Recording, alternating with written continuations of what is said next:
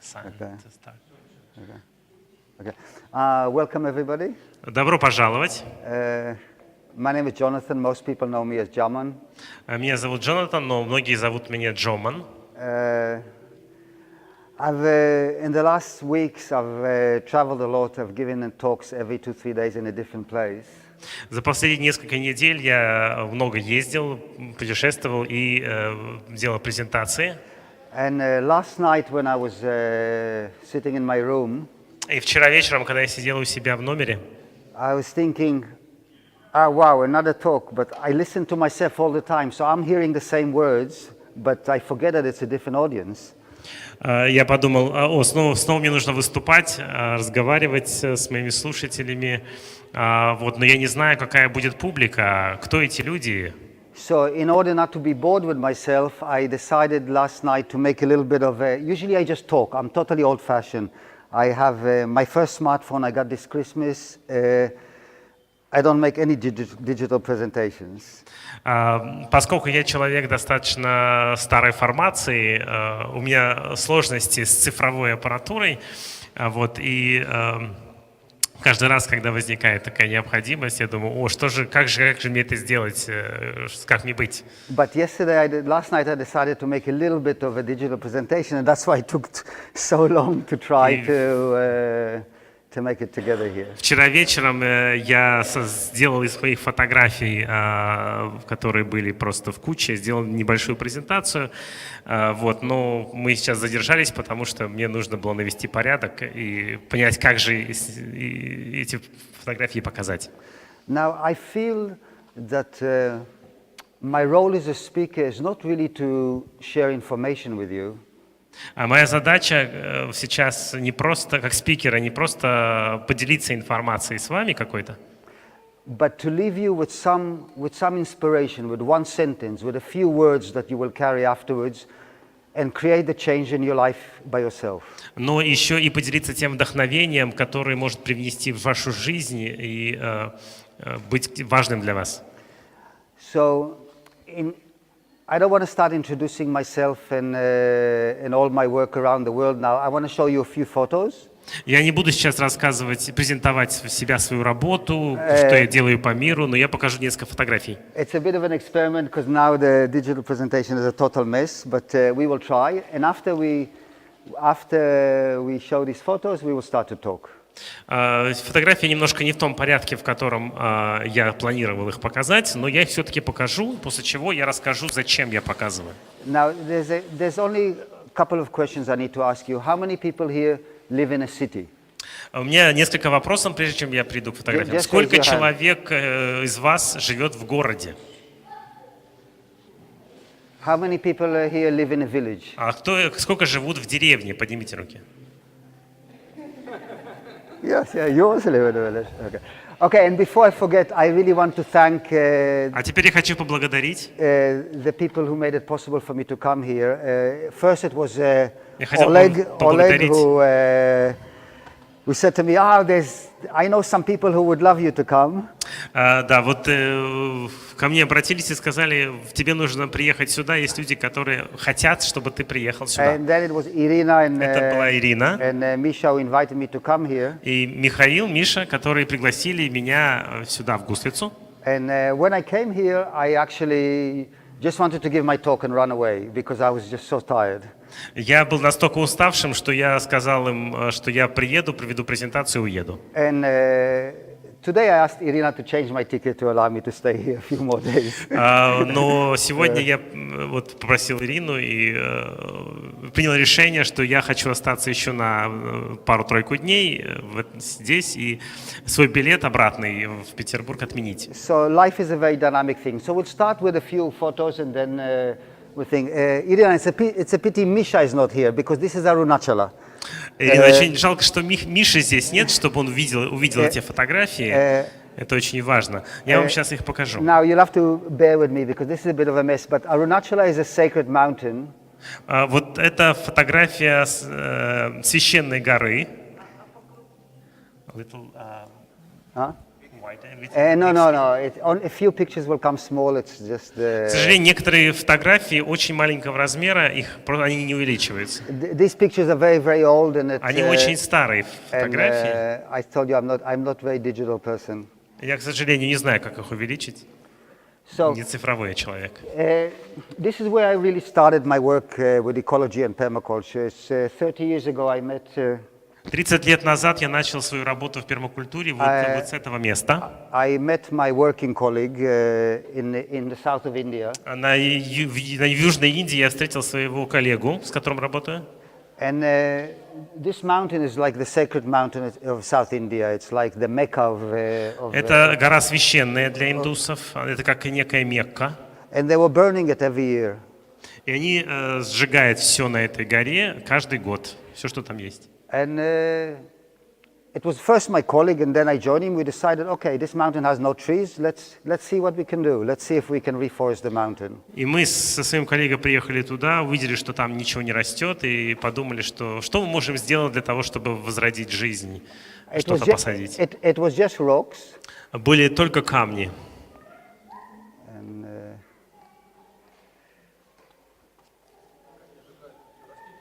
And yeah, the pictures are very small, but hopefully you can see something.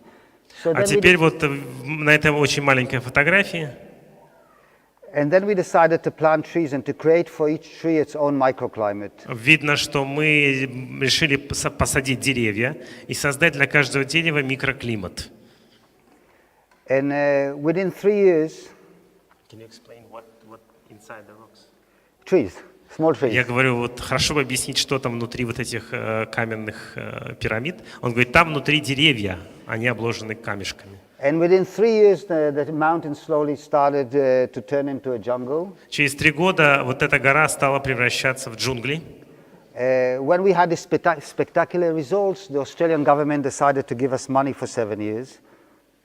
Australian government, yeah. Когда мы начали эту работу, австралийское правительство решило нас поддержать и выдало нам такой грант на 7 лет. And we had 500 people working to reforest the mountain. All the labor was manual, there was no machines. И мы смогли тогда нанять 500 человек, которые работали над озеленением вместе с нами. And that's how we started the organization that we have, the Green Gaia Project.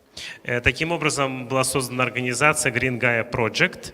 This was the mountain after about 10 years. А через 10 лет гора выглядела уже вот так. I actually don't have recent photos of the mountain, but there's rivers flowing there, and. К сожалению, у меня нет фотографий, как природа выглядит прямо сейчас. Там текут ручьи, реки небольшие, то есть все значительно лучше.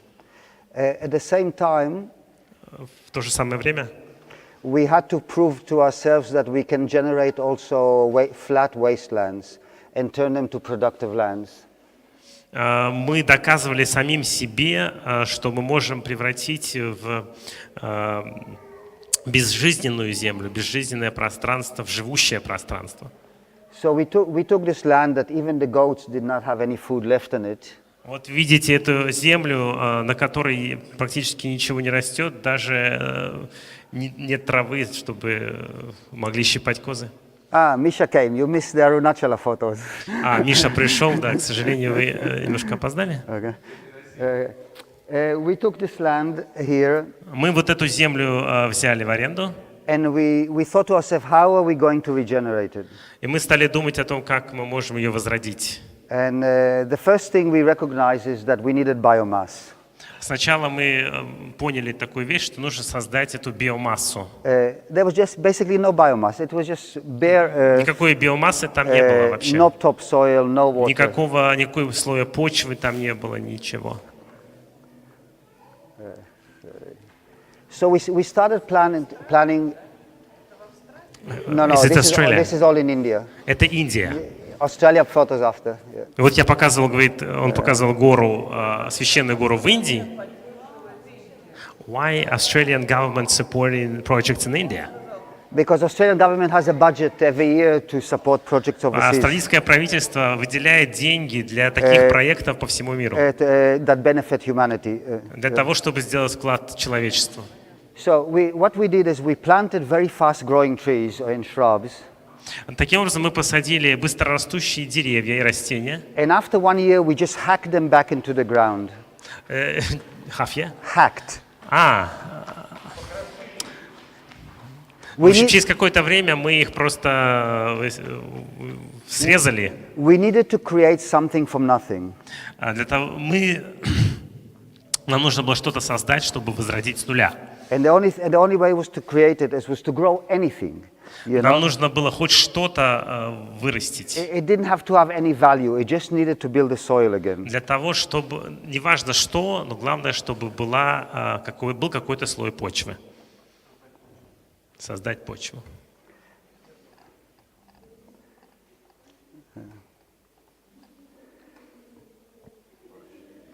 This is going to be my last digital presentation. So they're saying that when you need the same plant we saw yesterday, which is quite poison to plant there. No problem. Even that plant will be good. Даже борщевик подошел. Anything would be good. Любая трава подошла бы для этой цели. So okay, this is not going to be in perfect order. So this was the farm after 2 years. Вот так выглядело наше фермерское хозяйство через 2 года. And Так, она перестала транслировать. Okay. Ага. I want to show better pictures. 1 minute. One click.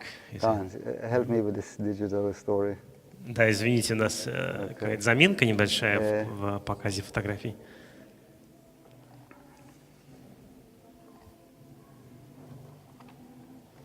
I spent half the night to make it in good order, and then. So, how long did it take to create the soil?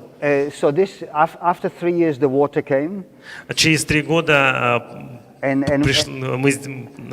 пришла вода, мы ее создали, вызвали. Потому что мы выкопали колодец. The final result. И окончательный результат был таков. Came after 5 years. This is after 5 years. Через 5 лет вот так это выглядело. And we could announce that we had a permaculture demonstration farm and wasteland. И мы сделали такое заявление о том, что мы создали пермакультурную ферму, и мы можем ее показать. But nothing in life is without problems. So the moment we had К сожалению, в жизни не бывает все гладко. The moment the land was 10 acres, and the moment it was green and full of everything, the local Indians decided to bring the goats. К сожалению, в течение 10 лет, когда уже растительность буйствовала, уже земля стала плодородной, индусы решили выращивать коз. And the goats turned it into this. И запустили коз, и они превратили землю вот в такой вид. Because goats bring a lot of money for the farmers and things like this. Дело в том, что фермерам козы, выращивание коз приносит большой доход. So we had a paradise. Вот у нас был рай такой. The local people, the moment we left for 1 year, the local people brought it back to almost its original condition. Дело в том, что мы уехали на год из этого места, и местные фермеры запустили своих коз на эту землю, и они превратили ее в вот то, что вы видите. And then it took us another 2-3 years to bring it back to life again. И для того, чтобы вернуть землю к жизни, мы потратили еще 3 года, чтобы вернуться к исходному. Okay, I found one photo of what I was showing before, how we were growing the trees on the mountain. Теперь хочу показать, как мы сажали деревья. Every tree has Каждое дерево, its own microclimate, so it has more humidity, more shade, для more каждого дерева был protection. создан такой микроклимат, своя тень, своя влажность, уровень влажности был. Now, we didn't plant the whole mountain. What we did is we created different pockets of fertility around the mountain and allowed nature to do the rest. Мы не засаживали абсолютно всю гору, мы сделали некие такие карманы с удобрениями, да, где создавали некую полезную плодородную почву, и там уже сажали. Now, a big portion of my work is not only about permaculture and ecology. Львиную долю в моей работе занимает не только сама пермакультура и экология. It's also about what I call the politics of food. но также и некая такая так называемая политика продуктов, продуктовая политика. So whoever controls the food in the world controls humanity, and most wars in the past in history have been fought over food chains. Те люди, которые могут контролировать качество продуктов, они контролируют все человечество, я так считаю. In the early 2000s, I met this woman here. I will show you after a picture of her called Vandana Shiva. I don't know if anybody heard this name, Vandana Shiva. 10 лет назад я познакомился с такой... Is it woman? Vandana Shiva. Woman. Woman, yeah. С женщиной, которую зовут Вандана Шива. And I met her when I was having a seminar together with her in Manasubu, Fukuoka. I don't know if anybody heard the name Manasubu, В этом Fukuoka. местечке Манасука, Фукуока мы с этой женщиной провели семинар. You heard his name? Yeah. Вы слышали, да, это имя? You know the name Название? of his book in Russian? Because the book is translated to Russian, The One Straw Revolution. Есть книга, которая переведена на русский язык с этим названием. Is it the same title?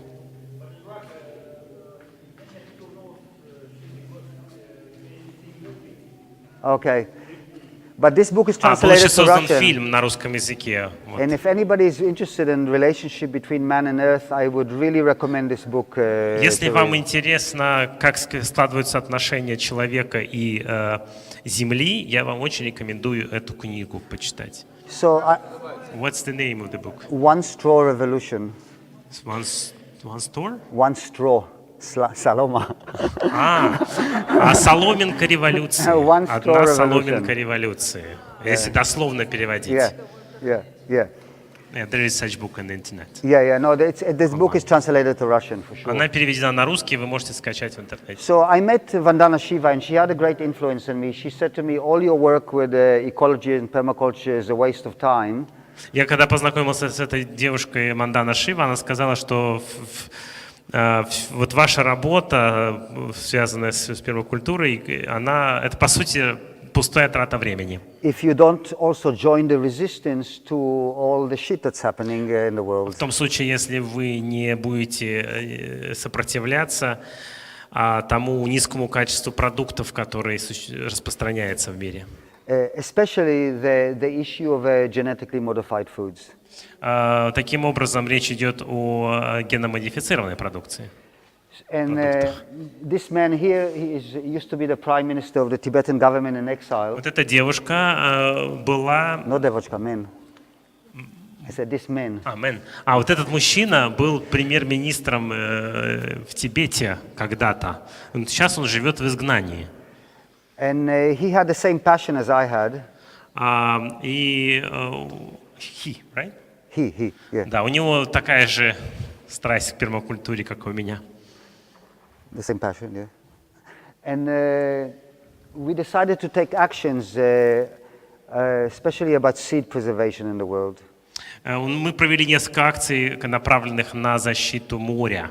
And we joined in a movement. Seed or sea? Seed. Защиту семян. And we joined in a movement called the World Social Forum. И мы провели такое мероприятие, мировой социальный форум. The World Social Forum is a movement that's a little bit like the opposite balance to the G20 and all this economic nightmare. Этот форум был создан в противовес форумам, которые проводит Большая Двадцатка. Да? It usually every 2 years in a different country, and it addresses issues that are basically important to all of us. Этот форум посвящен таким вопросам, которые затрагивают каждого человека, всех нас. Вот на этом плакате написано... can you turn it back? I just want to translate. Okay. Написано: нет неолиберализму, остановим военный конфликт, уважайте человечность и народный вердикт. Now, seeds are becoming one of the most important thing facing humanity. Seeds. Да, что очень имеет огромное влияние на человечество, это семена. I will give you one example. Приведу пример. 100 years ago, India had 200,000 varieties of rice. В Индии 100 лет назад, 200 years ago? 200 No, лет назад. 100 years ago. 100 лет назад в Индии было 200 India had 200,000 varieties of rice. 200 тысяч разновидностей семян риса. Now India is growing 8 commercial varieties of rice. Сейчас в данный момент только 8. So, 200,000? 200,000. You can Нет, именно так, 200 тысяч, you can а не 200. verify all this information on Dr. Google, no problem. Вы можете погуглить и проверить эту информацию. Именно 200 тысяч, а не 200. So India 200,000. Now it is growing 8 varieties of rice. В данный момент только 8 видов риса выращивают. All commercial. И только в коммерческих целях. Because slowly the big companies are taking control of our food. Потому что большие компании контролируют теперь все продукты. Before that, farmer used to always save between 5-10% of all the yield to grow in the next season. Раньше все фермы, они сохраняли примерно 8-10% семян для воспроизводства. And now they just go to the shop. А сейчас они закупают эти семена. Now these varieties adopted to the different microclimates in their regions. Конечно, эти виды риса, они адаптированы к местному климату. Some rice was grown on dry land, some rice was grown in high altitude, some rice in low altitude. Какие-то виды риса приспособлены к местности, где недостаточно воды, какие-то виды риса там, где высотность, то есть горной местности, в долинной местности и так далее. Now most rice is grown in flooded fields, and that has a big problem to it. А также рис, который выращивается в затопленных полях. И в этом есть некая одна проблема. It uses huge amounts of water and it causes a lot of desalination, which means the earth becomes saltier and saltier and saltier because the more Проблема water we use. заключается в том, что большое количество воды уходит на выращивание этого риса, и земля становится засоленной, там очень большое количество солей накапливается. I'll give you an example closer to home. In Slovakia had about 240 varieties of apples. В Словакии, для примера просто приведу вам более понятный такой пример. В Словакии 240 видов яблок. I'm talking about Slovakia because I lived there for a few years. Почему я говорю о Словакии? Потому что я там жил больше 2 лет. So it had 240 varieties of indigenous apples, and now it grows 5 varieties. The normal one that everybody eats, delicious, golden delicious, lady, pink lady, about 5 varieties of apples. Значит, в данный момент выращивается только 5 видов яблонь или яблок, вот с таким названием, как вкусные, там, леди и вот такие вот красивые названия. I mean, this is an important subject, and it's related to the theme of food democracy, which I also give a lot of lectures upon. Да, вот этот вопрос касается той темы, которую, собственно, я хочу сейчас поднять и поднимаю часто, это демократия продуктов. Because when we grow something продуктовая демократия. That's totally not related to the land, we destroy the local economy, we just empower big companies, and we eat food that's not really good. Когда мы разрушаем землю, разрушаем традиционные продукты, выращивание продуктов в традиционном контексте, и когда приходят большие компании, они навязывают свои собственные продукты, свои собственные, и таким образом мы разрушаем землю. The other day I went to a Russian supermarket to buy apples, a small supermarket. Однажды я в России зашел в один магазинчик маленький, чтобы купить яблок. There were apples from Chile, Argentina and China. Там были яблоки, которые выращены в Чили, в Аргентине и в Китае. We are never going to turn the world into an ecological paradise or mini paradise if this continues. Если это будет продолжаться, то никогда мы землю не превратим в рай, даже нечто близкое, похожее на рай. I mean, and I begged the woman, I said, do you have any Russian apple? I just want to buy Russian. She said, no. Я спросил продавщицу, есть ли у вас российские, русские яблоки. Она говорит, нету. I don't expect to buy a Russian papaya, but a Russian apple, yes. Конечно, я не буду в России искать российскую папайю, вот, но в яблоке-то я могу найти.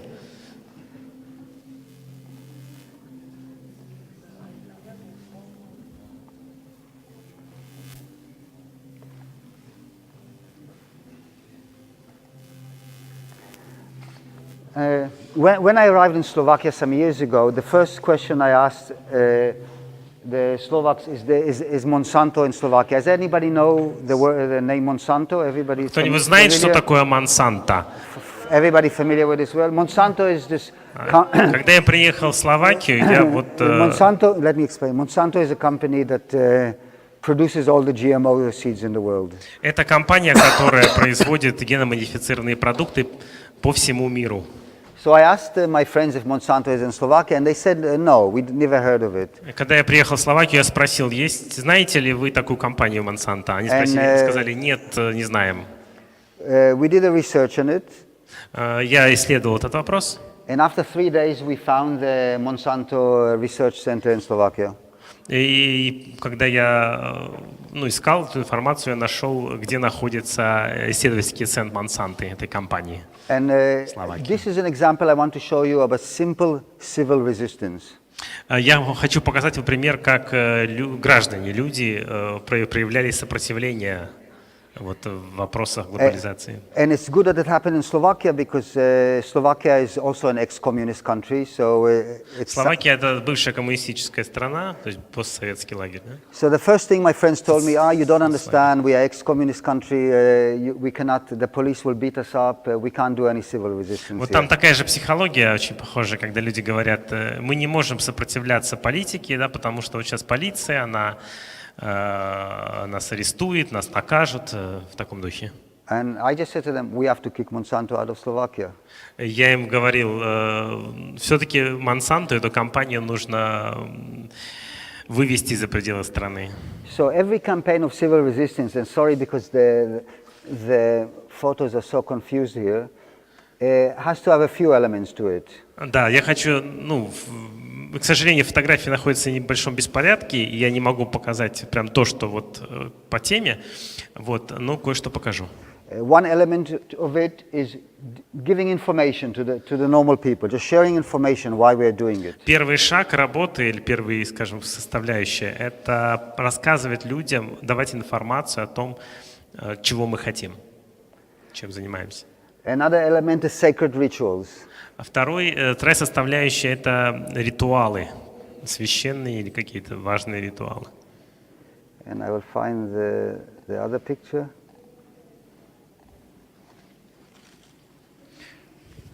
Will we talk about this? We will talk about this, don't worry.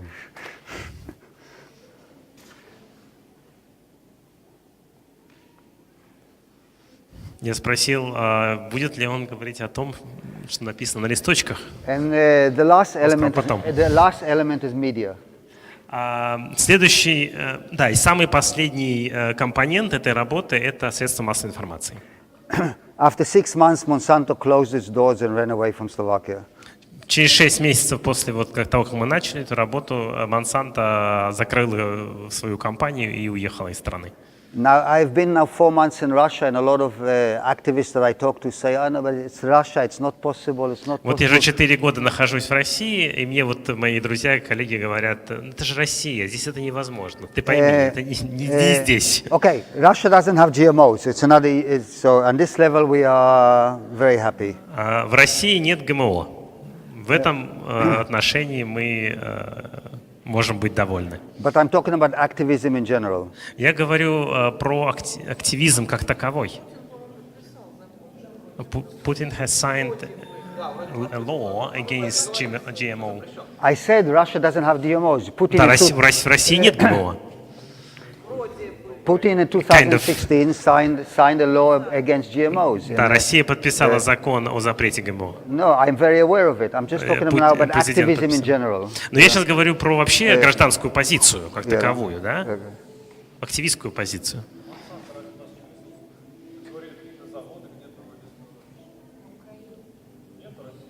The man is asking if he heard there are some factories producing GMO in Russia. Sorry?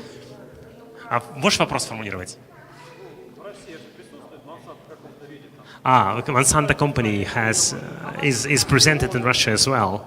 as there are some kind of representative office or something? No, there's none. Нету, There's no. нет. The Russian government declared Monsanto a terrorist organization. Россия отнесла Монсанту к террористической организации.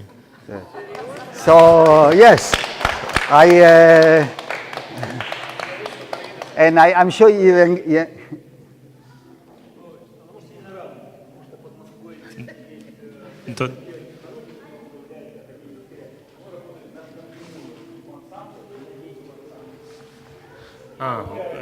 He said.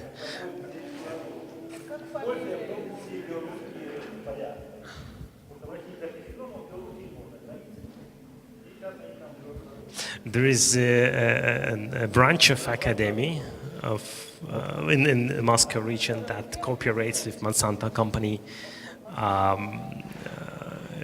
directly, and using not Russian land but the Belarusian land for experiments and production.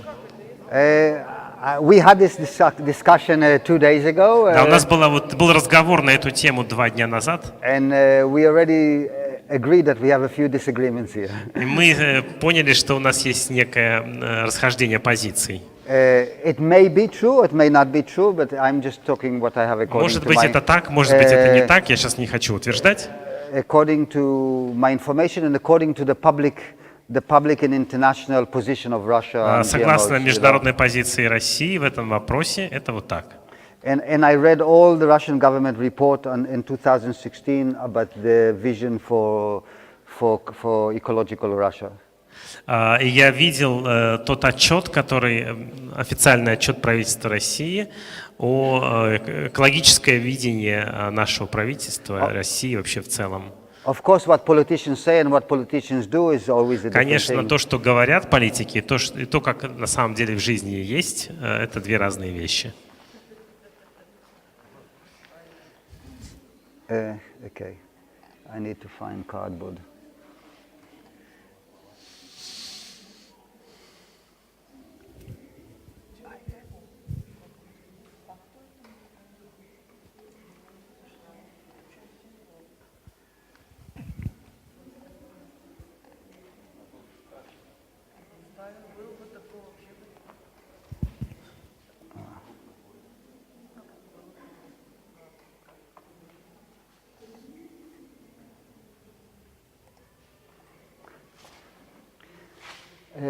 One of the jobs I did is I worked for quite a while with the Tibetan government in exile. Однажды я работал с тибетским правительством, которое находится в изгнании. Это была одна из моих работ.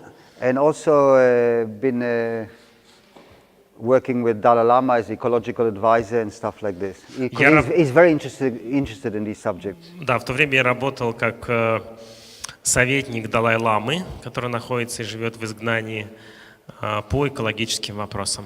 So here, what you see here is like I'm giving training to some Tibetan bureaucrats about permaculture and the principle of it. Я вот на этой фотографии, как вы видите, работаю с тибетскими бюрократами. Yeah. Вот я немножко не знаю, что это такое. Вот провожу тренинг именно по вопросам экологии. And one of the things I always try to impress, or we try to impress, is how everything is connected. Мы изучали вопрос, как все взаимосвязано у нас на Земле. Like the whole web of life is one web of life. Как одна форма жизни связана с другой. And one of the best ways to do it is through games. И самый лучший способ — это обучение посредством игр. Because people don't learn when they listen, they learn when they play. Люди больше познают, изучают, когда они играют, а не когда просто слушают. So in this game, everybody gets to be something. Somebody gets to be a cow, somebody gets to be a tree, somebody gets to be water, somebody gets to be a banana plant. Everybody becomes something. У каждого есть такая табличка, на которой написано там либо животное, либо растение, там корова, банановое дерево, растение такое-то. One of them is compost, one of them is biogas. Кто-то компост, кто-то биомасса и так далее. Yeah, and we give them a big ball of string like this, and we say, okay, start walking to whatever is related to what you are. String. Big ball of string. You know, В общем, мы дали им, скажем, направление, сказали, вот иди так, как ты чувствуешь. No. Please, it's very important, yeah. I'm banana, for example. So, for example, I need land, I need light, and they try to throw the lines into each other to connect. Yeah.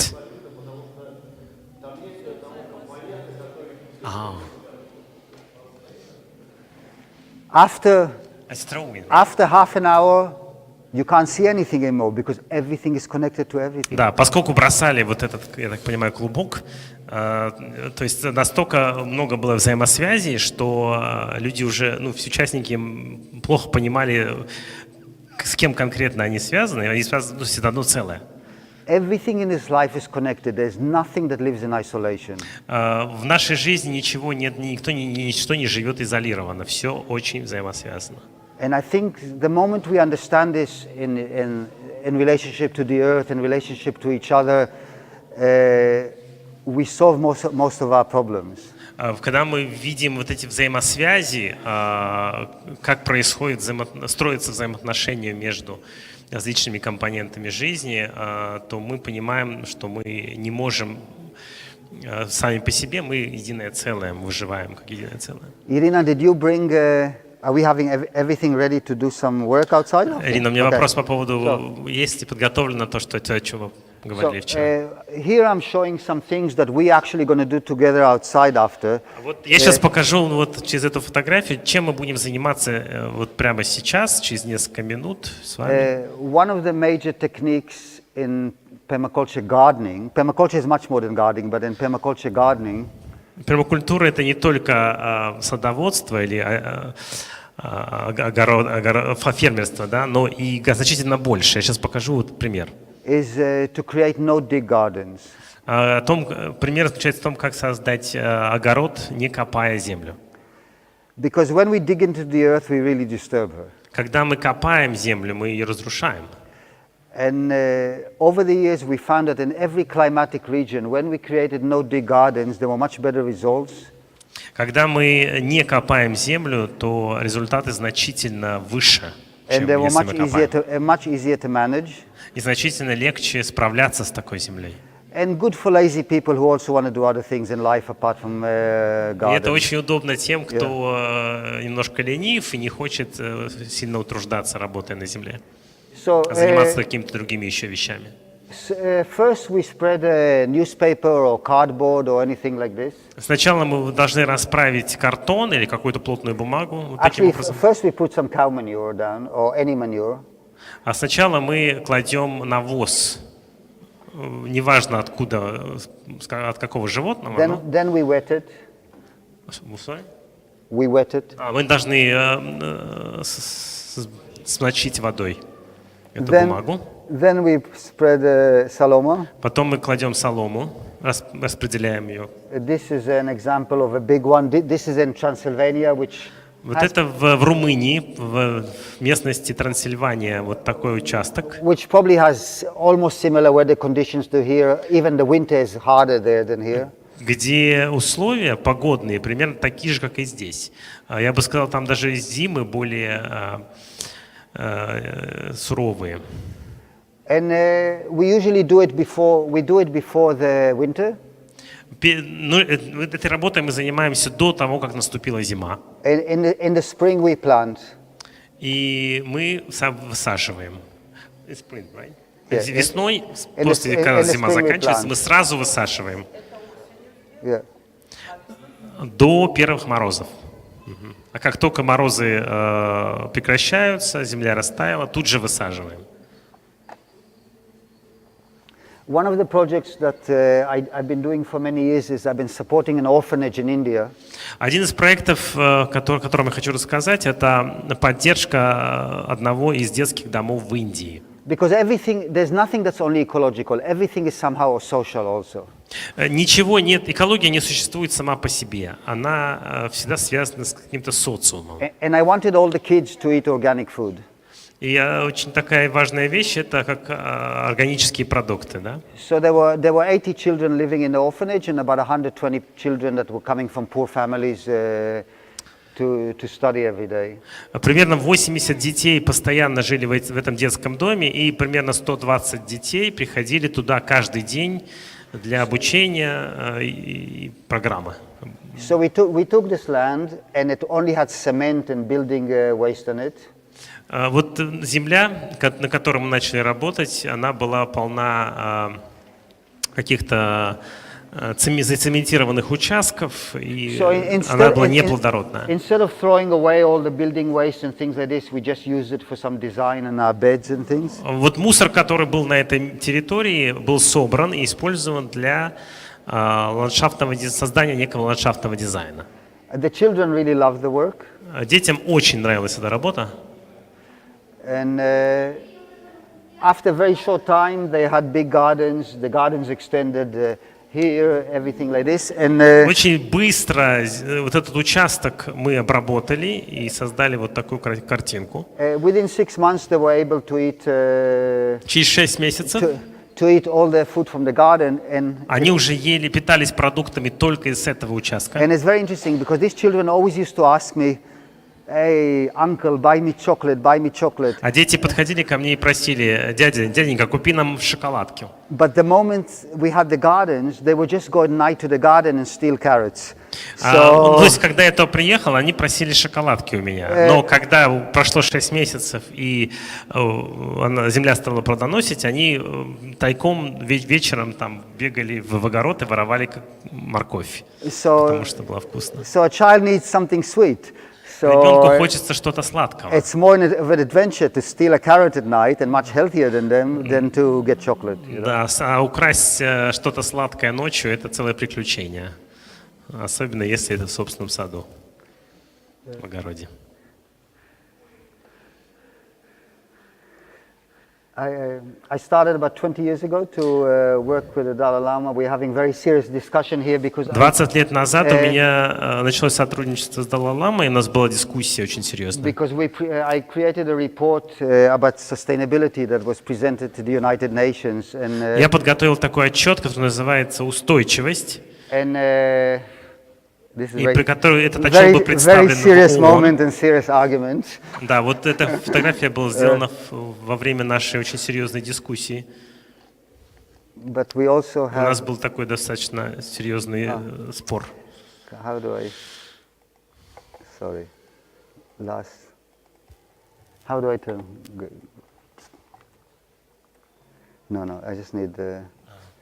Нам нужна помощь, чтобы фотография появилась на экране. Кто может подсказать?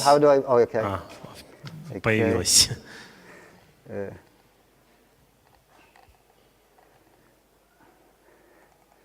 And this is in a happy, crazy moment. Не видно, к сожалению, но вот тут на фотографии я хочу вам показать очень такой смешной момент. I went to him and I said, I went to him and I said, it doesn't come on the screen. Why is it? I don't understand anything.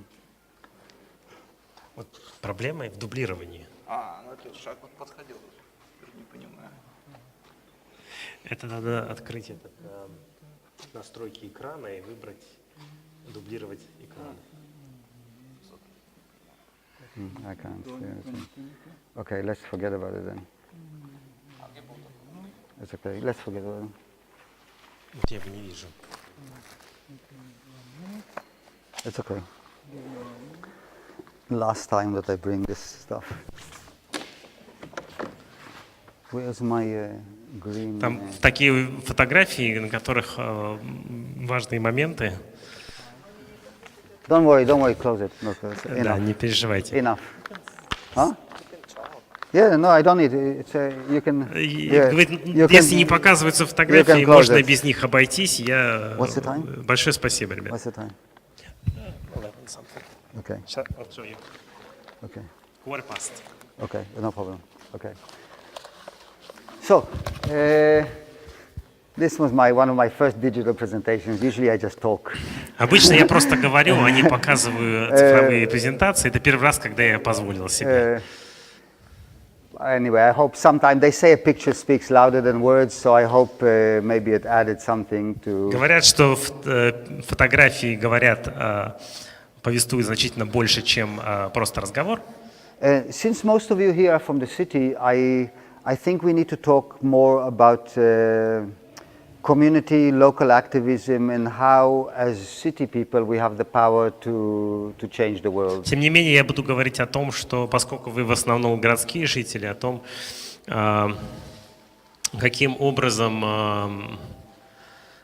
Can you repeat that, please, the last sentence? I say how, as city activists, we can also be a power to make a more ecological and just world. Жители городов, гражданские активисты в городах могут влиять на культуру продуктовую в целом. And if anybody wants a much more practical permaculture farming training, because I'm going to be here for another 2 days, we can make a small one like this. Да, поскольку я решил, что я еще 2 дня здесь побуду вместе с вами, то те, кому интересна вот пермакультура, вот ее суть культивирования, да, на земле, я для вас проведу отдельный тренинг. Подойдите ко мне, пожалуйста. Because I don't just look. I never know what I'm going to say until I don't see the crowd, and I don't see really here a crowd of dedicated farmers. Поскольку мне важно было знать, кто придет ко мне вот на эту лекцию, я до момента начала этого не знал. И каждый раз я решаю, о чем я буду говорить, когда я вижу слушателей. Вот и. Он имеет в виду, что нет смысла рассказывать о технике пермакультуры городским жителям. Now I gave you now. They're saying even we live in cities, it doesn't mean we are going to move to the village and start practicing in the land. Yeah. So we are on the way to move in. Okay. So we're in Don't worry, you will get some principle from me. It's like as much as we can cover in the next half an hour, and then we will go outside to. Вот в следующие полчаса вы для себя что-то поймете, обязательно какие-то важные вещи, а потом вы подойдите, мы еще поглубже поговорим, поскольку вас это касается. What I want to fire inside you is why we so urgently need to change. Я хочу сделать акцент на том, почему нам всем нужно измениться очень прямо сейчас. This is the important thing. Each one of us will find our own way. Каждый из нас находит свой собственный путь. Our own way to change, you know. Как измениться. And change is much more than the small gardens that we're going to make. Вот наши изменения в нас самих значительно важнее, чем любой огород, который мы создадим. I mean, change is every action that we take in the world, and the social and the economic is totally, the political is totally related to the eco change. Экономика и политика в любой стране, в любом государстве очень тесно связаны с экологией. Yeah, but not it anymore. Способность меняться, она влияет. You can close it. Okay. You can close it. You can close the computer. You could leave it. You're going to see Dalai Lama and crazy moment. Он говорит, можете закрыть компьютер. Говорит, ну ладно, смотрите на Далай-ламу, который смеется на этой фотографии. This is a book I wrote about the relationship between. Вот в руках Далай-ламы книга, которую я написал. Between humanity and nature. Которая рассказывает о взаимоотношениях, как складываются взаимоотношения человечества и природы. So I will just tell the story why the Dalai Lama is going crazy here. Вот почему здесь Далай-лама так выглядит несколько таким съехавшим, поехавшим, да, с катушек, потому что. I was just visiting him in October, and I just said to him direct, I want a photo shoot because I need you to help me publicize my book. Недавно в октябре я поехал к нему и сказал ему, вот я написал книгу, хочу, чтобы мы сфотографировались, потому что, ну, для продвижения этой книги это необходимо. So we went outside, and he started to talk about my book a little bit. There was a few people standing there. Мы вышли из помещения, стали разговаривать, там были люди. And he was saying how in Tibetan mythology, if you don't listen to the crow, you're in trouble.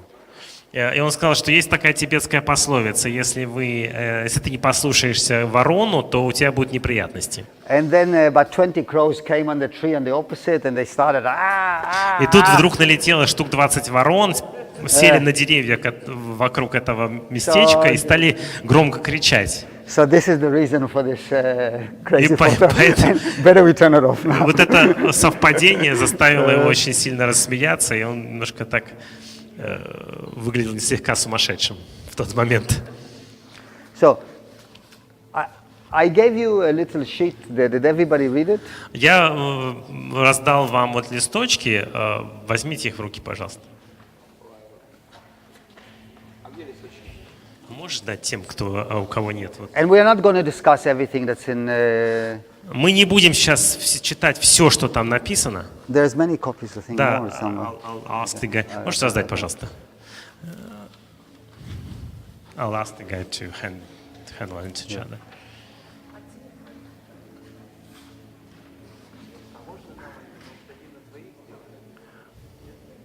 А ты можешь подойти и попросить у него? Ну, там их достаточно много. Can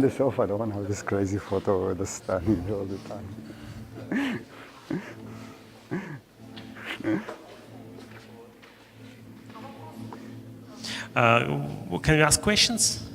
Yeah. Пожалуйста. Absolutely, but first, did you read the sheet? Давайте я сейчас скажу про этот листочек, а потом вопросы.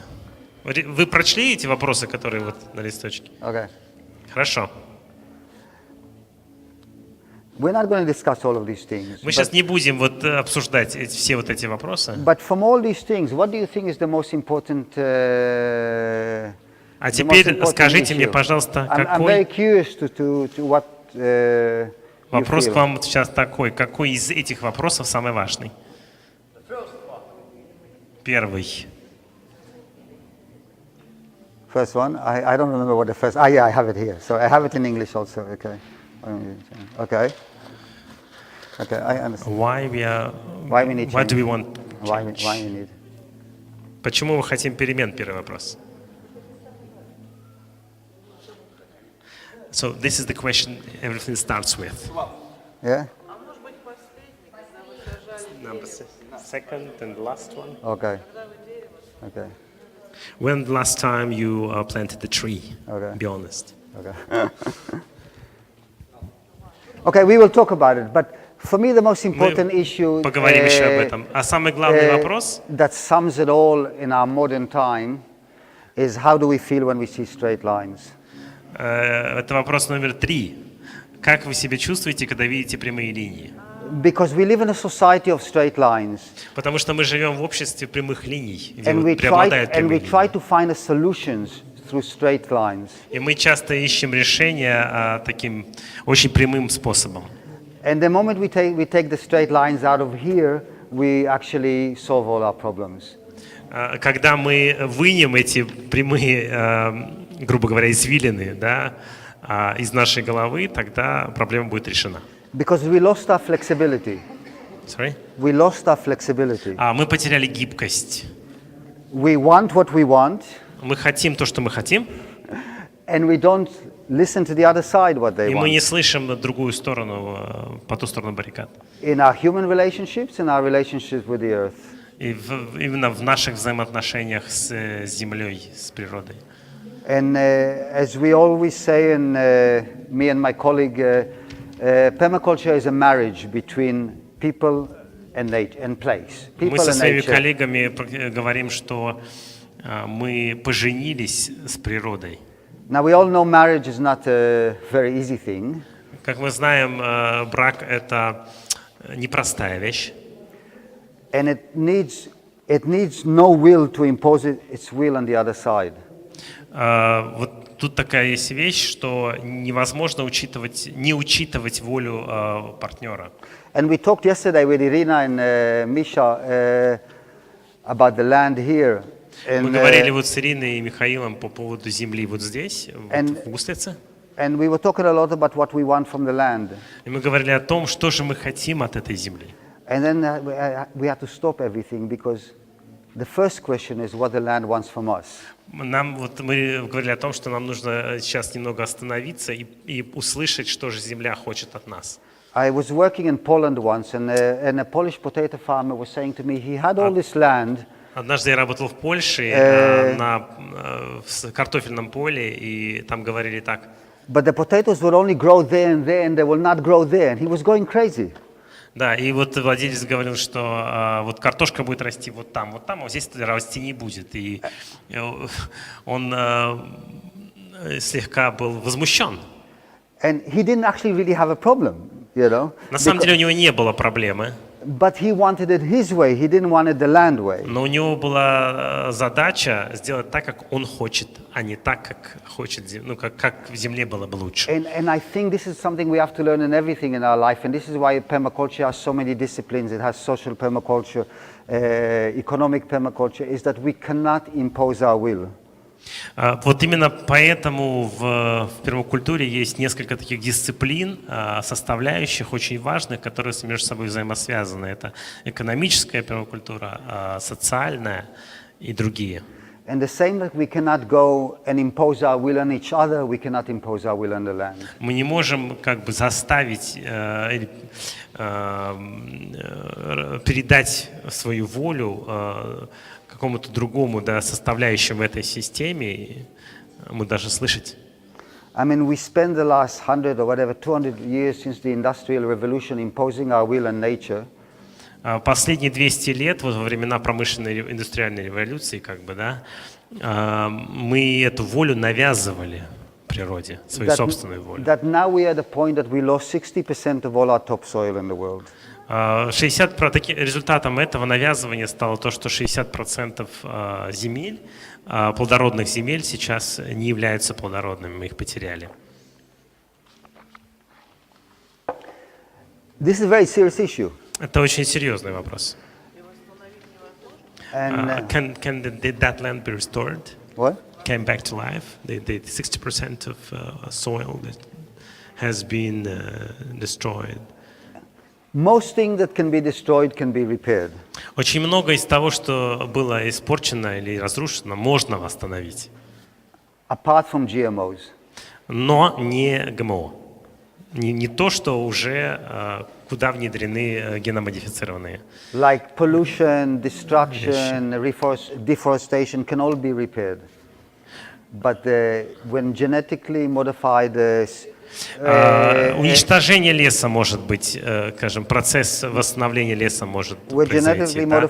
Можно вернуть воду, можно много чего, но внедрение ГМО откатить назад нельзя. When they go into the system, we can't go and say, no, sorry, we now changed our mind and we regret it, it was a mistake.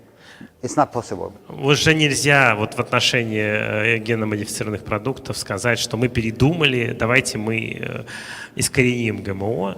Вот это уже будет невозможно. You can even explain them to them even more as a scientist, if you want to say a couple of words, because I think this is important. Вы сегодня вот на своем мероприятии сможете подробнее об этом рассказать. We met 2 days ago and we talked all night, and I really feel he's my brother. And we didn't agree about everything. 2 дня назад познакомились с этим человеком, проговорили всю ночь, и я могу сказать, что он теперь мой брат. But we agreed on most things, which is good. Очень на многих вопросах мы сошлись. But this is a very important issue, and that's why it's very good to keep aware of it. I mean, he's saying that secretly it already exists here, because it's the only thing we actually can't take back. Это единственная вещь, которую мы нельзя откатить назад. We can take back 200 years of destruction, of pollution, of deforestation. Вот, к примеру, загрязнение, уничтожение лесов откатить назад можно, а вот геномодифицированное нельзя.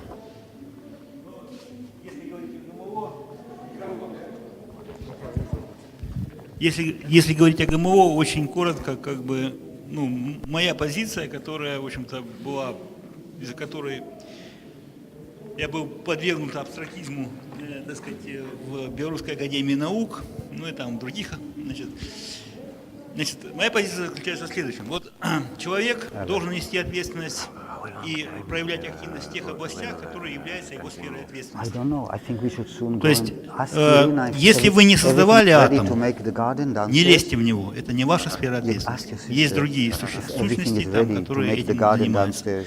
Если вы не You создавали understand? растения If everything is и не ready, we will go создавали in гены, 10-15 не minutes to лезьте make the туда, garden. потому что Yeah. ваше вмешательство будет So if подобно, так everything is ready, ask if сказать, everything is ready. You don't understand? если там африканскому племени, Ask значит, Irina. дать ремонтировать Мерседес. Saloma, carton and manure.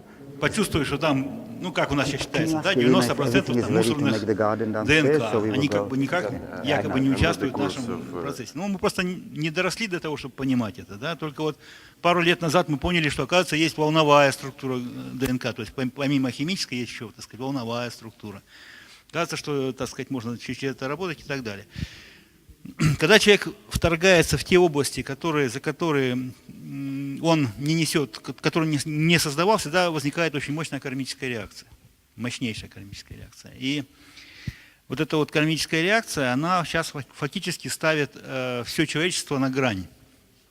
Это мало кто понимает, но по сути, так сказать, джина из бутылки уже выпустили.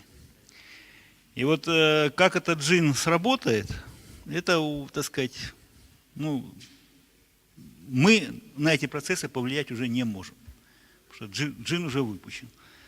Значит, что отмечается, так сказать, вот те факты, которые уже сейчас есть, ну, научно, так сказать, поученные, обоснованные и так далее. Везде, где есть ГМО растения, гибнут пчелы. Это первое. Второе, значит, сами вот эти изменения ГМОшные, они абсолютно неустойчивы. То есть от урожая к урожаю они могут меняться, так сказать. Цепочки генов могут меняться, они могут перестраиваться самостоятельно. И мы можем получить те свойства, ну, которых, в общем-то, мы не ожидаем получить. Есть такой закон, о нем очень мало кто говорит, но есть такой закон, это космический закон, закон самоуничтожения зла. Вы слышали когда-нибудь об этом законе, нет? А он есть. И самоуничтожение зла заключается в том, что когда мы получаем, то есть когда мы вторгаемся в какие-то области, которые, ну, не являются нашей сферой ответственности, а мы как бы по своей как бы гордыне считаем, что мы там все можем, да, и вот мы начинаем там это самое, то, в общем-то, получается обратный эффект, который, в общем-то, будет уничтожать источник вот этих самых, то есть неправильного поведения в космическом как бы плане. И вот этого мы сейчас как бы наблюдаем. Причем наблюдаем очень там явно там, и так далее. Но опять же, нужно понимать, что если брать там сакральную часть этой проблемы, то, вот смотрите, как определить, продукт является ГМО или не ГМО. Значит, все, что от Бога, значит, первое, оно пахнет. То, что от дьявола, оно не пахнет. То, что от Бога, оно может самовоспроизводиться. То, что от дьявола, оно не может самовоспроизводиться. Ну, даже если мы, так сказать, не пересекаем межвидовые барьеры, ну, например, там, получили мула, да, так сказать, там, скрестили, там, допустим, там, тура с коровой, там, или получили мула. Мул, так сказать, самовоспроизводиться не может. Почему? Потому что мы нарушили внутривидовые барьеры. Но ГМО идет дальше, оно нарушает межвидовые барьеры. То есть можно, так сказать, в ген помидора встроить ген камбалы, чтобы, так сказать, помидор 2 года, так сказать. То есть вот современные помидоры, которые там в магните и в этом, они могут 2 года не портиться, если есть соответствующая температура. 2 года. То есть, ну и так далее. То есть понятно, что это уже не совсем продукт питания, это как бы он сохраняет видимость, а содержание у него абсолютно это, как бы пластмассовые вещи. То есть они, ну, продуктам питания их очень трудно отнести. Но если вы посмотрите динамику того, что нам предлагают именно в системах гипермаркетов, да, то там, вот я как бы делал специальную калькуляцию, в настоящий момент из того, что там предлагается, я могу купить менее 5%. Потому что все остальное это яд. А? ГМО запрещено, но у нас, тем не менее, миллионы тонн геномодифицированной сои поступают откуда? Кто является, знаете, главные импортеры ГМО-продукции? Это Китай, США, Израиль и Швейцария. Вот 4 страны, которые, так сказать, колбасу в России есть нельзя. Я вам вот сразу говорю, что если вы едите колбасу, я вам даю 100% гарантию, ваши дети будут бесплодны. Это доказано, показано там. Ну, опять же, да.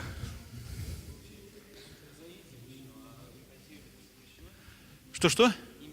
Импортировать не запрещено.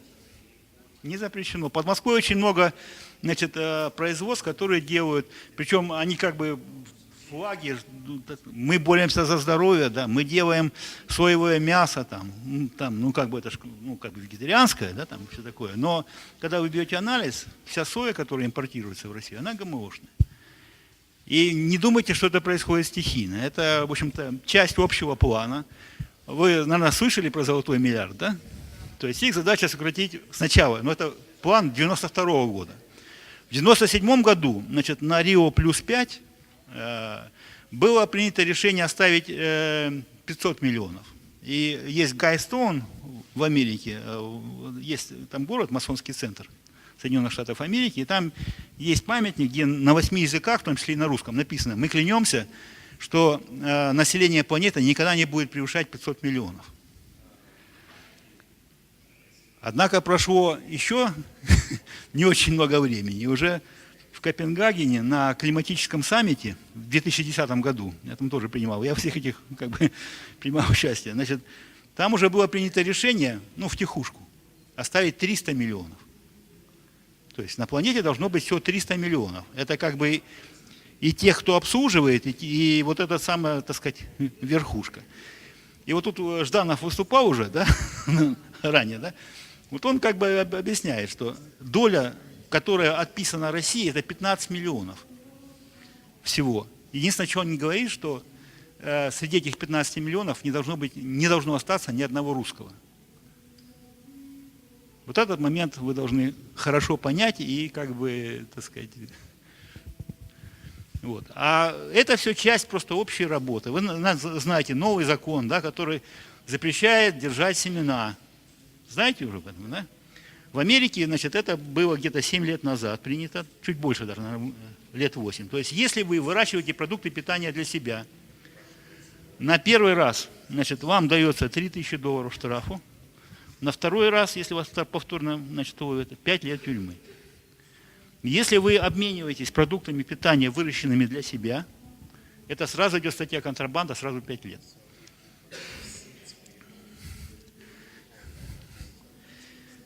Значит, в этом году в России введен, значит, они, правда, очень аккуратно начинают. Сначала только для семенных хозяйств это, так сказать.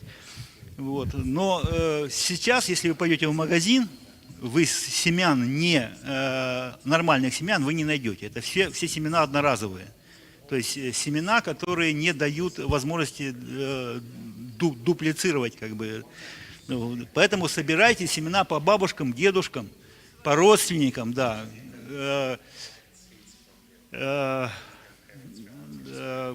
Собирайте картофель, который пока еще не ГМО, а уже готовые линии ГМО, так сказать, они сейчас там заходят, и так далее, и так далее, и так далее. Okay. You can go on. Можно я продолжу? Спасибо. Well, I don't know about Russian laws, but Я не осведомлен, какие в России законы but I know касательно. that we do not need GMOs because we grow at the moment 300% more food than what we need in the world. 300? 300%. Он говорит, что сейчас в данный момент в мире производится 300% от того объема продуктов, который необходимо нам. And 200% of it we throw away just to stabilize the price.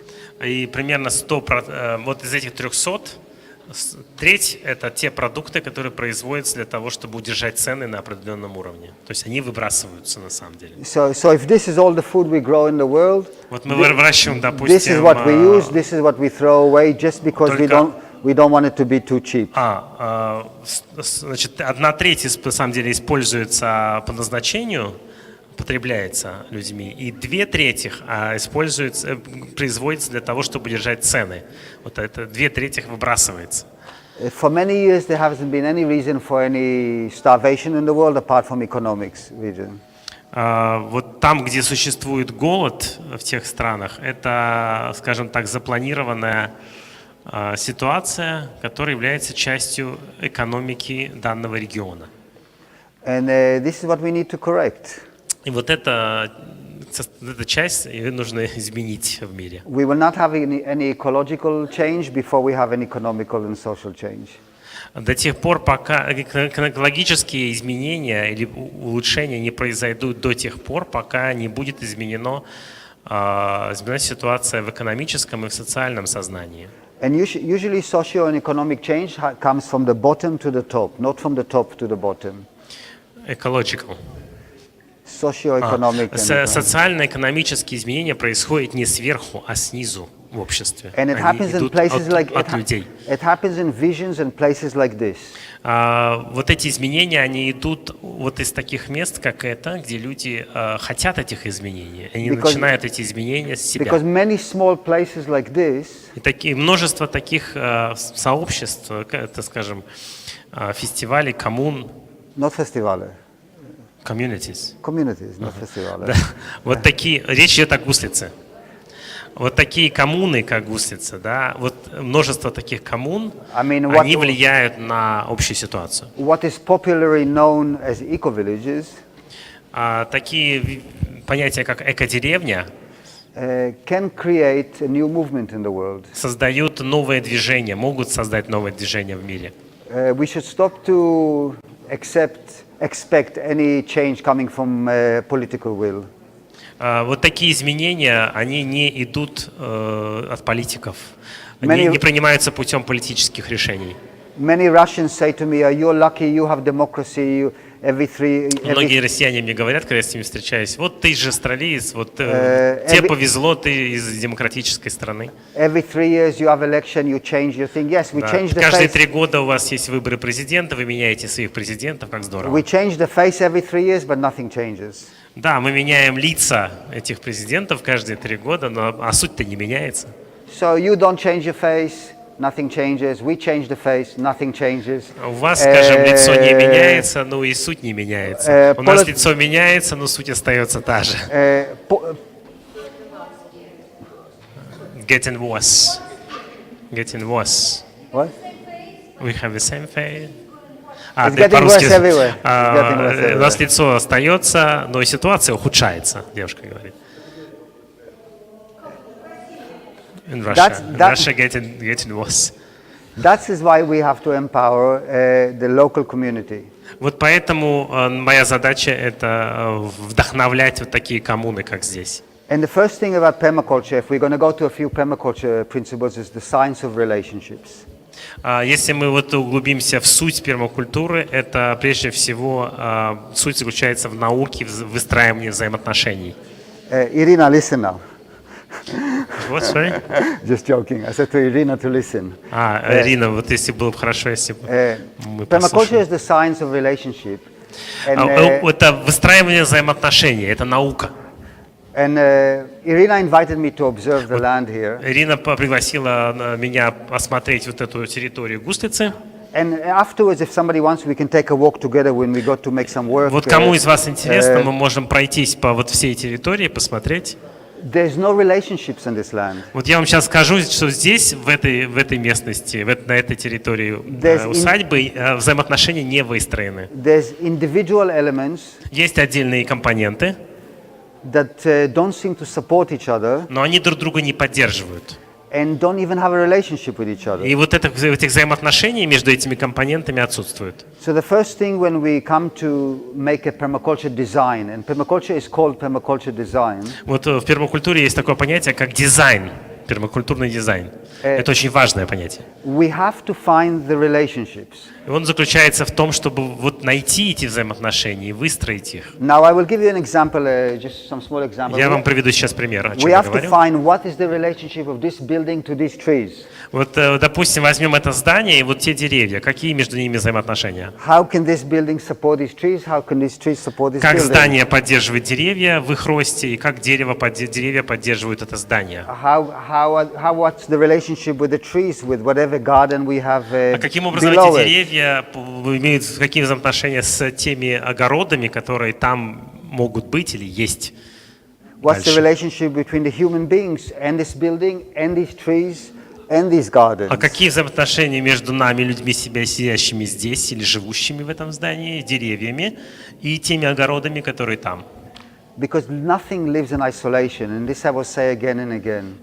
Я еще раз повторю снова и снова о том, что ничего не живет само по себе в изоляции. Все And очень связано. if we don't try to build a supportive relationship in nature, Если мы будем выстраивать эти поддерживающие взаимоотношения в природе, с природой, because basically in permaculture, let's not even use this word, basically in any healthy system that's created by nature, я вот не буду сейчас использовать слово пермакультура, я скажу, что если мы будем стремиться развивать здоровую систему взаимоотношений, all the elements support each other and have a relationship.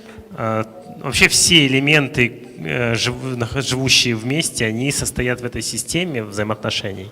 If you go to a forest that's never been cut, Если вы пойдете в лес, которого никогда не вырубали, you will see species of every size inside this forest. вы увидите виды живого мира в любых размерах, которые могут только быть в You лесу. will not just see tall trees. Вы увидите не только высокие You деревья, will see tall trees, small trees, вы shrubs, увидите низкие mushrooms, деревья, flowers. грибы, цветы и так далее. Everything is protecting each other Потому что все друг друга защищает, and supporting each other поддерживает. above the earth and also below the earth. как над землей, так и под землей. Things with deep roots are sucking water up Растения с глубокими корнями впитывают воду for things with shallow roots. и поднимают ее для тех растений, которые находятся на поверхности.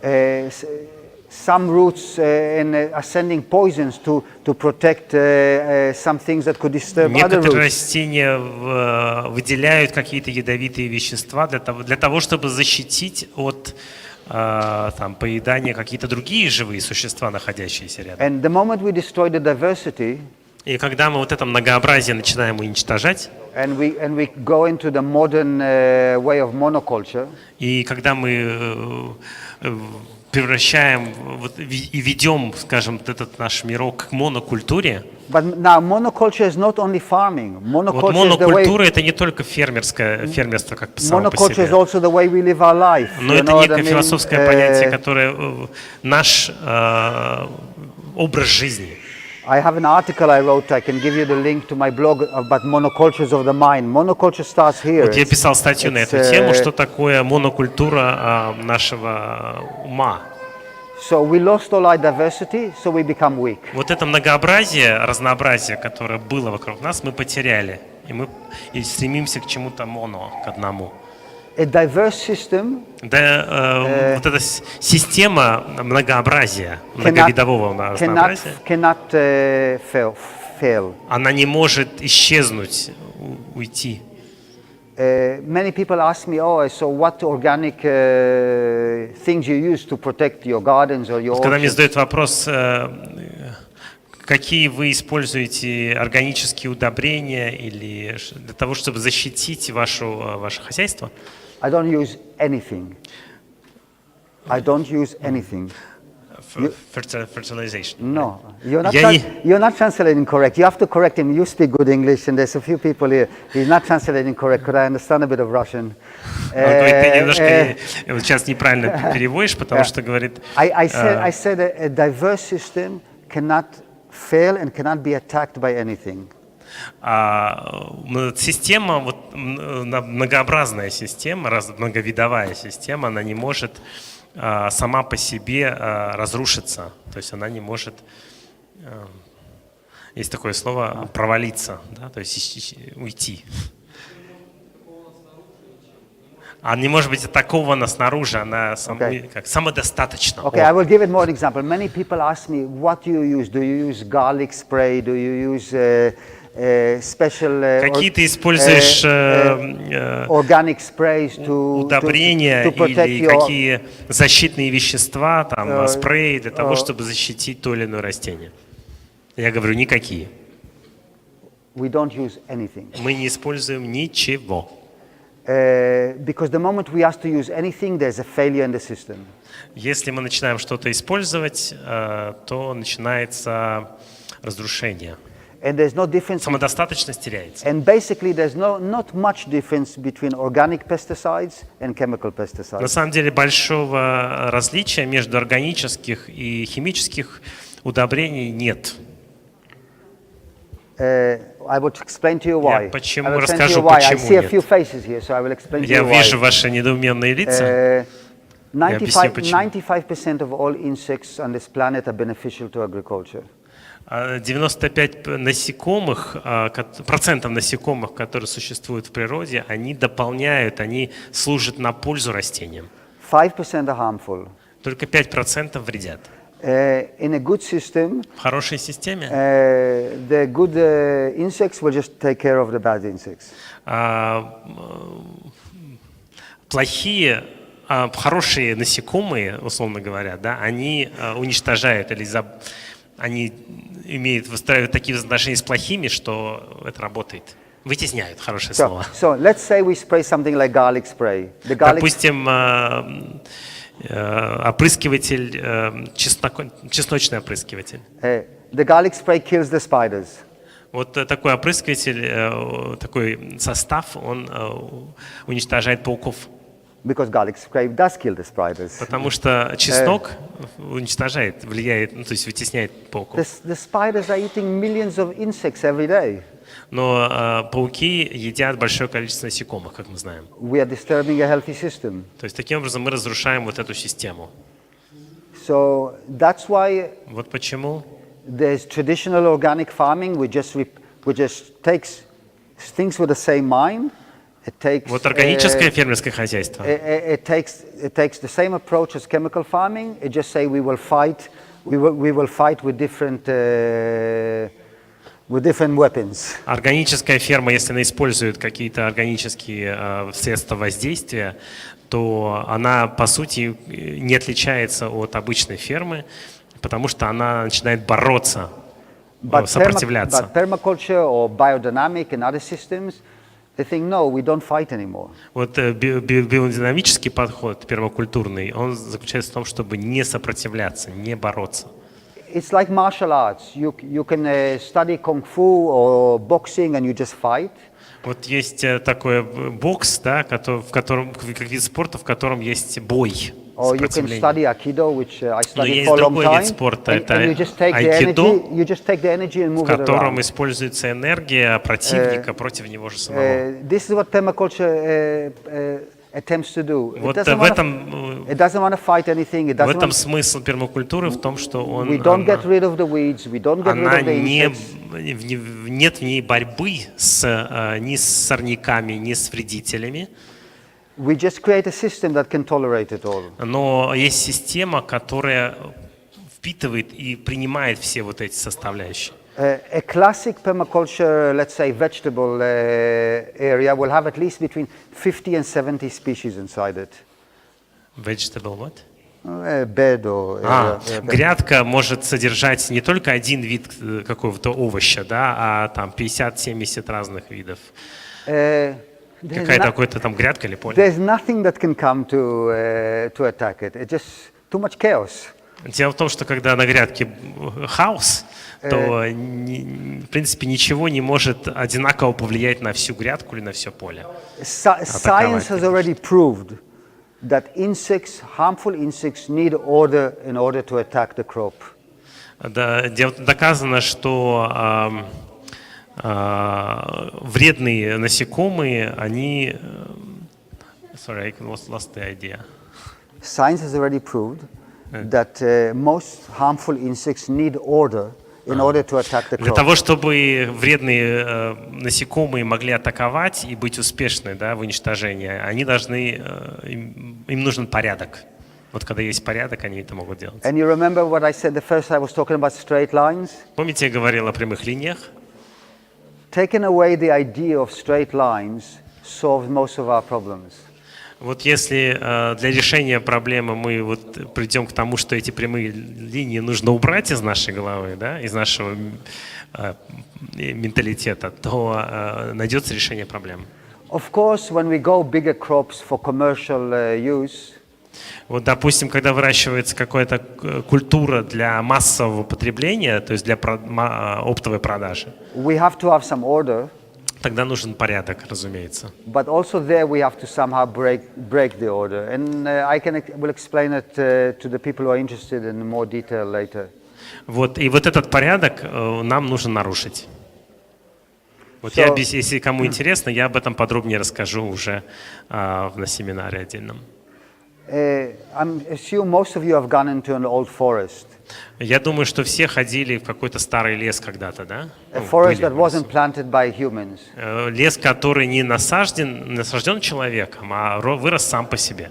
Do you see any lines? Вы видите там какие-то линии прямые? There's nothing like this. Нет, ничего So подобного. when it comes to our backyard dasha or Когда мы говорим, допустим, о своем огороде на даче, там, в каком-то саду, communities like this, и вот в таких вот коммунах, как здесь, the first thing is like, don't make anything in straight lines. Вот первое правило – это не делайте ничего по прямым линиям. I was showing Irina the other day ideas of mandalas and things like this. Я вот вчера показывал Ирине вот мандалы, которые мы создаем в наше It's not хозяйство. only an esoteric thing, because I'm very grounded. Это не только эзотерическая вещь, я больше приземленный человек. It actually solves the problems. Это вот просто рассказываю о том, что решает проблему, задачу. Because we talked almost for 2 hours and soon, Поскольку мы уже 2 часа говорим, soon we're going to go down for some practical я stuff. предлагаю нам сейчас выйти и приступить к практическим занятиям. If I should give you just a couple of words on how you solve all your problems in your home garden. Еще пару слов о том, как можно выполнить ту задачу, о которой мы говорим, в вашем собственном огороде, на даче, где у вас там хозяйство. You plant your home garden with 50% vegetables, 25% herbs and 25% flowers. Вот рекомендация такая: 50% сажайте овощей, 25% трав и специй и 25% цветов. Now, there's a total science to companion planting. Есть, конечно, определенная наука, как комбинировать те или иные растения. Certain plants support each other more. Определенные растения друг другу помогают, они хорошо уживаются. But if you don't want to learn anything, но если вы не готовы изучать все это, this will solve most of your problems. Вот эта рекомендация, которую я вам дал, она решит вашу основную задачу. There's only one herb that you have to be careful with. Есть только один вид растения или специи, которые надо быть осторожным. In your home garden В вашем огороде is fennel. Fennel. Fencum, fennel. Я не знаю, как переводится. Fennel. Fennel. Fennel has this seeds like anise thing like this. Очень похоже на анис. No. Но это не анис. Фенхер. Yeah. Тархун. Вот. Запах как кофе. It is. It grows here. I saw it in Я many видел у gardens. вас в России, так что это I saw растение it in many есть. gardens. Anyway. Но может быть это нет Come во on, всех Google огородах. Translate. Yeah.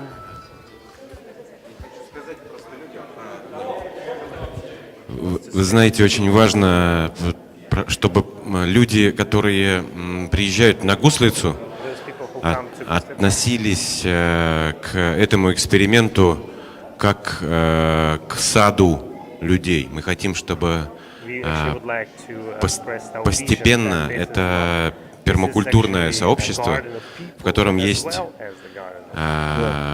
есть возможность приобрести устойчивость. Может быть, это просто может стать примером нового развития, новой какой-то этнической, субкультурной, ну и так далее. Мы эту формацию хотим привести к гармоничному, экологичному способу. И мы исследуем это реально так. Мы не исключаем никакие активности, а пытаемся их осознать. Наблюдаем за тем, как они растут. И мы приглашаем людей к сотрудничеству, именно работая над этим, ну, как мы считаем, это миссия этого места, чтобы это общество могло самопродюсировать гармонию и сбалансированный рост и развитие. С природой это, конечно же, связано как... Мы понимаем, что у нас есть тело, у него есть страх, есть ум, у него есть сомнения, у него есть чувства, у чувства есть блоки для манифестации, невозможность творчества. Есть эго, и у него есть чувство отделенности от сообщества.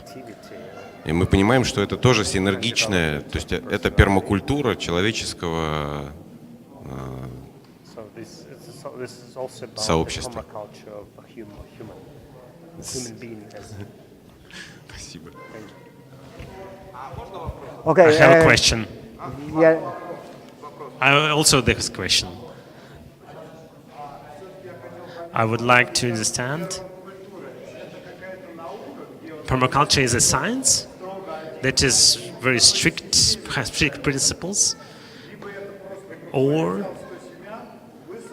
it's just a practical thing that you just take 100 seeds and just mix them up and plant. What is it? Permaculture is not a science. Пермакультура — это не наука. It's not a technique. Это не только лишь техника. Permaculture is a philosophy. Пермакультура — это философия, прежде всего. Within permaculture, we work with different techniques like biodynamic, biointensive. В пермакультуре используются такие техники, как биодинамика, biointensive, биоинтенция and many other agriculture и techniques. другие техники используются тоже. It's a philosophy that has a lot of techniques attached to it. Это философия, которая включает в себя различные техники, But it's a philosophy of a relationship to the land, но to и each other. философия о взаимоотношениях земли и человека. Permaculture even involves microeconomics in it, social permaculture, А также bioregional включает development. в себя такие вещи, как микроэкономика, социология и так далее. There is a book about this size Есть книга вот такой толщины. by the founder of permaculture, which I never read this book. Вот она хорошо описывает полностью, что такое пермакультура. Я, если честно, не читал эту книгу, но она есть. Look, permaculture is basically has been practiced is a natural thing. Это на самом деле природная, естественная вещь.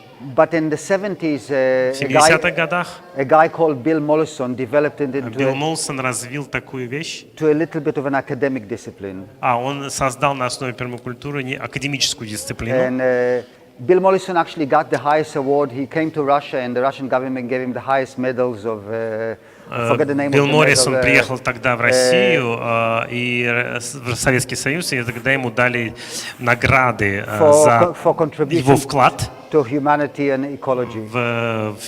вклад, скажем, в человечество и в развитие экологии. But there's nothing fixed. Но на самом деле нет ничего постоянного. I can talk with another permaculturist, and we can have totally different Нет opinions. ничего окончательного. Это развивается. Is the answer? You want, Я ответил на вопрос? there's no straight lines, remember? Нет прямых линий.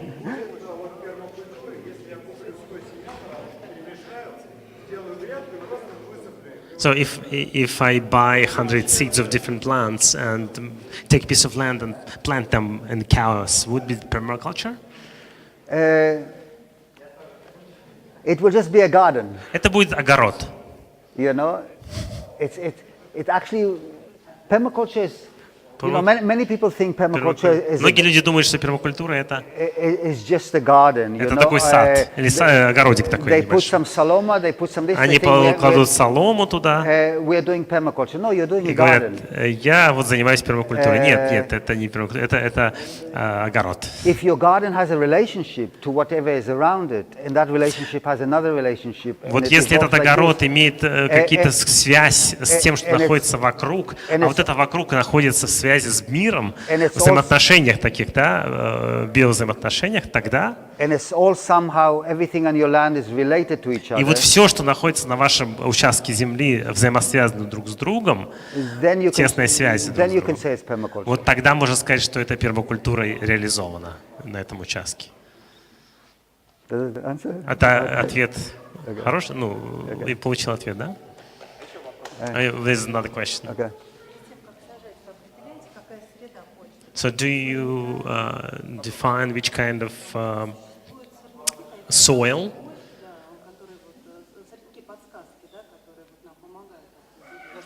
Do you analyze the quality of the soil and what kind of course. Before you make a decision which kind of course, plants and what kind of weeds should be there? Of course. I mean, we were talking with Irina. Мы говорили вот вчера с Ириной о том, что walking on the last. когда мы ходили по вот этой территории, when I first come to analyze land, когда я впервые приехал посмотреть вообще землю, на которой я буду работать, I will look very deeply at the soil, at the water. Я очень внимательно изучаю, анализирую почву и воду. At the wind. Откуда дует ветер? At the sun aspects. Как распределяется солнце? And the human aspect on the land also. Как анализирую человеческое влияние, то есть человека на. And then we will make decisions. А только потом я делаю решение, принимаю решение. If the soil is too clay, it will have a different. Если земля глинистая, более глинистая, different remedies that we will have to go through. То тогда и составляющие, то есть if the soil is too sandy, like here, we will have different remedies. Если земля более песочная, содержание песка высокое, как здесь, например, то.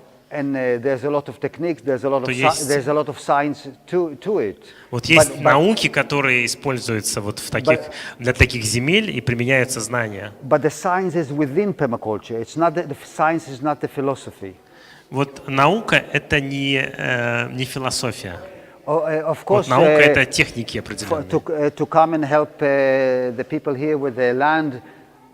If I came as a philosopher, they'll just kick me out. There's nothing I can do. Да, если бы я был просто философом, то, скорее всего, вот хозяева этого места, скорее мне просто выдворили так за пределы очень невежливо. You have to have biology, chemistry, everything in it also, you know. But that's вот знания из биологии, химии, других наук, они нужны. Вот, когда работаешь на земле. Я уже 30 лет в этой области работаю, поэтому я использую эти знания.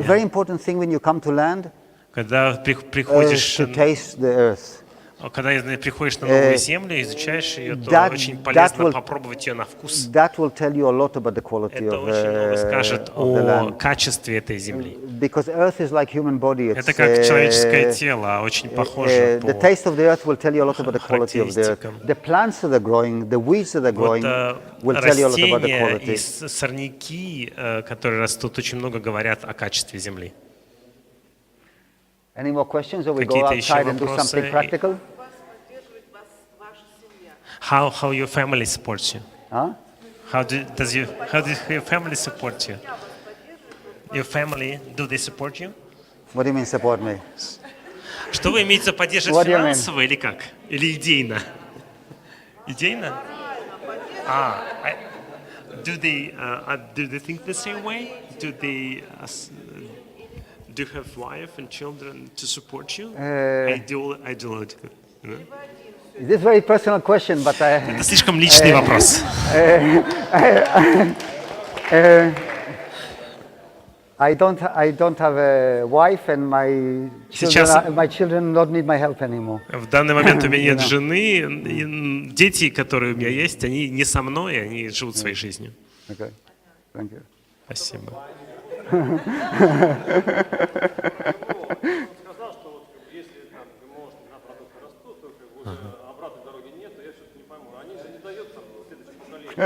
So the question is about GMO.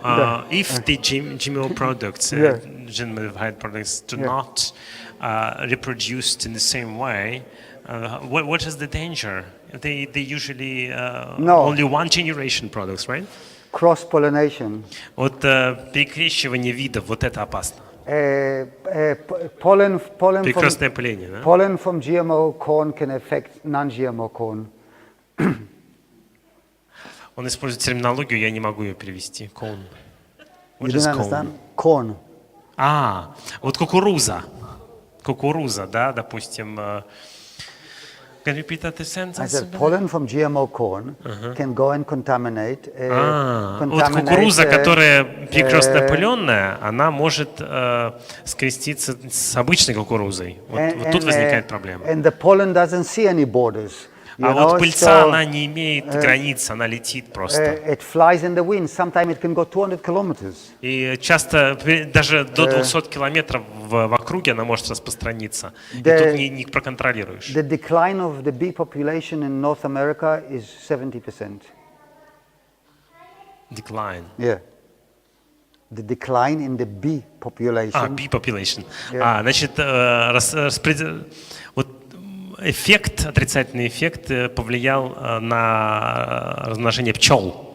Они перестают размножаться. Ну, то есть они исчезают в этом случае. До 70% в Северной Америке. Because of the GMO toxins now. Именно потому что используются генно-модифицированные токсины. I think any child in school already understands that the bees do all the work.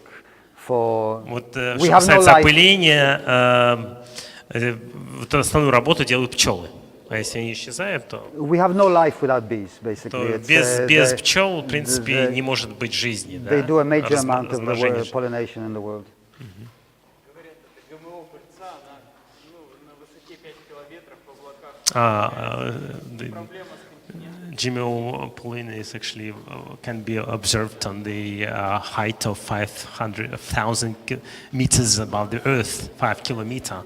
So that so far away from the surface. This is new information for me. Для меня это новая информация. I've read that information recently. So they've been found in the clouds and been spreaded in the 200 kilometers. GMO is one of the worst things we are facing at the moment. Maybe the only chance. Это вот ГМО это самая большая проблема, с которой мы сталкиваемся Maybe the сейчас в only наше chance we время. have as a people is if Russia really keeps itself GMO free, just because of its size. Вот если Россия продолжит отказываться от ГМО вот в ближайшие годы, да, то это очень хорошо скажется на.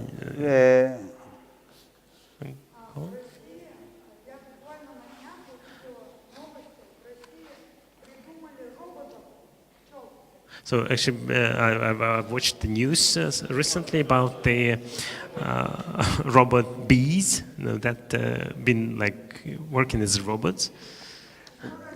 The robot bees have been invented by Monsanto, the same company who is Monsanto изобрела вот этих роботов, who is killing the other bees, because которые убивали других пчел. Monsanto wants to control all the food in the world, so they want to. Вот Monsanto, у них есть цель контролировать рынок продуктов по всему миру. So they kill the robot bees and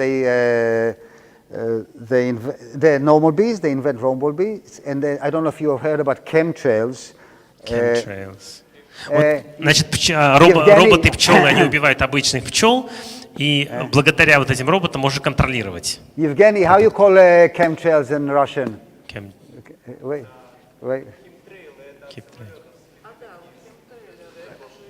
Это орошение, да? How you call chemtrails in Russian? Как перевести chemtrails? We're talking about Monsanto's evils. How you call the name chemtrails? Chemtrails, как по-русски сказать? Химтрейлы. So this is part of the thing. Monsanto is killing the bees and making robot bees. Monsanto is poisoning the earth with chemtrails. Вот Монсанто отравляет землю вот химтрейлами. And they have developed already 130 plants which are aluminum resistant. Chemtrail. Они изобрели столько растений, которые устойчивы к алюминию.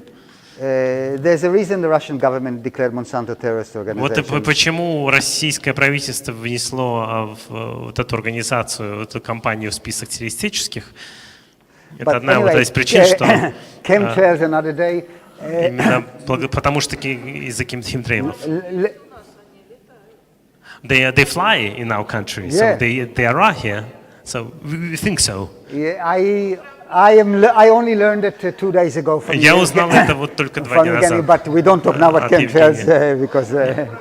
So let's go to the practice. So do Monsanto do not understand what they are destroying themselves through all those methods? So do they think that they will survive after implying all those techniques? They want to apply all these techniques, and then they want to create a solution, like to save us from. Они the хотят disaster. сначала создать разрушающие техники, после того спасти мир, сказать, что вот они единственное решение вот этим проблемам. And at the end, they have total control of humanity. Вот таким образом создается контроль над всем человечеством. Вот. But today, I wanted to give them a little bit more positive talk about Я хочу solutions. перейти к более позитивным каким-то моментам. Because this we can talk about all night, not. Я на этой неделе говорю все время. I would like to work. I'm Lena. Я художник по мозаике. I'm an artist, a mosaic artist. Okay, nice. Резидент Гуслицы. I'm the resident of Гуслица. Okay, Я приехала сюда 2 месяца назад. I arrived here 2 months ago. okay, У меня была сломана рука. I had my leg broken, Приняла. so this place accepted me, okay, И рассказали идею and Гуслицы. they told me the idea of this commune, okay. И я просто сказала, вау, это моё and I место. said, "Wow, this is my place." Okay. Первое, что я сделала, First thing I did, несмотря на руку, in spite of the broken Yeah. arm, есть кухня, фартук из мозаики. so I made a piece of art in the kitchen of mosaics, you can say. Потом сделала в мастерской ремонт. So I've done repairing, maintenance in my workshop, so I can tell about my work. И перед вашим приездом And just before you arrived, я стала делать первую свою скульптуру. so the first sculpture I started. Okay. This is the sculpture, it's kind of a jar of love. Okay, nice. Мне давали очень My маленькие work. деньги для. So I was given so little money to do that job. И все спрашивали, зачем ты это делаешь? Зачем именно банка? Почему именно банка? People ask me why jar? Why are you doing this? И я сначала понимала, а потом уже перестала понимать. А сейчас я поняла, Can we go down? когда мы встретились, что вы сюда приехали. You arrived here. Господин Широков сюда приехал. Mr. Shiroko come here. Именно к вашему приезду банка была So готова. I actually finished the jar. Вы сейчас пойдете практиковать практику, So you go into practice your permaculture. семена закатывать, сеять, да, чтобы проросло, So in order to grow чтобы проросло помидорчики, огурчики, cucumbers, tomatoes, etc. которые дадут банки счастья, банки любви. And this food will bring the love and happiness to the jar, and to fill it up. Okay. Вот, и дадут рост для нас, для And наших this is детей, the для наших symbol семей. of the growth in this place. Вот такой символ сакральный. Я предлагаю, Короче, Лена хочет сфотографировать нас всех около этой банки. Пожалуйста, пройдите к банке, граждане, хедлайнеры и гости. So she just wants to make a picture beside the jar. That's Okay, it. okay, okay. Thank you.